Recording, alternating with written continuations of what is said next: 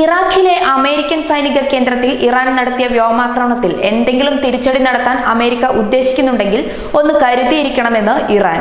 ഇനി തൊട്ടാൽ അമേരിക്കയെ മാത്രമല്ല UAEയും ഇസ്രയേലിനെയും തകർക്കുമെന്നും ഇറാൻ. ഇറാന്റെ പടയൊരുക്കത്തിൽ ഏറ്റവും ഭയക്കുന്നത് UAEയും ഇസ്രയേലുമാണ്.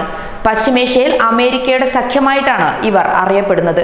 സുലൈമാനിയുടെ ശവസംസ്കാര ചടങ്ങിൽ പലസ്തീൻ ഗ്രൂപ്പ് ഹമാസും ലെബനനിലെ ഹിസ്ബുള്ളയും പങ്കെടുത്തതാണ് ഇത്തരമൊരു ഭയത്തിന് കാരണം.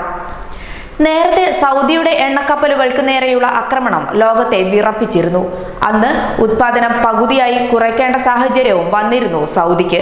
ഇവർക്കെതിരെയുള്ള ആക്രമണമാണോ ഇറാൻ പദ്ധതിയിടുന്നത് എന്ന ആശങ്കയും നിലവിലുണ്ട്. ഒരേ സമയത്താണ് വടക്കൻ ഇറാഖിലെയും പടിഞ്ഞാറൻ ഇറാഖിലെയും സൈനിക കേന്ദ്രങ്ങൾക്ക് നേരെ ബാലിസ്റ്റിക് മിസൈൽ ആക്രമണങ്ങൾ നടന്നത്. അൽ അസദിൽ മാത്രം 13 മിസൈലുകൾ പതിച്ചതായി രാജ്യാന്തര മാധ്യമങ്ങൾ റിപ്പോർട്ട് ചെയ്തു. ഭൂതല ബാലിസ്റ്റിക് മിസൈലായ ഹദ്ഫ് 313 ആണ് ആക്രമണങ്ങൾക്കായി ഇറാൻ ഉപയോഗിച്ചത്. അമേരിക്കയുടെ ഇറാഖിലെ ഏറ്റവും വലിയ സൈനിക കേന്ദ്രമാണ് അൽ അസദ് വ്യോമകേന്ദ്രം.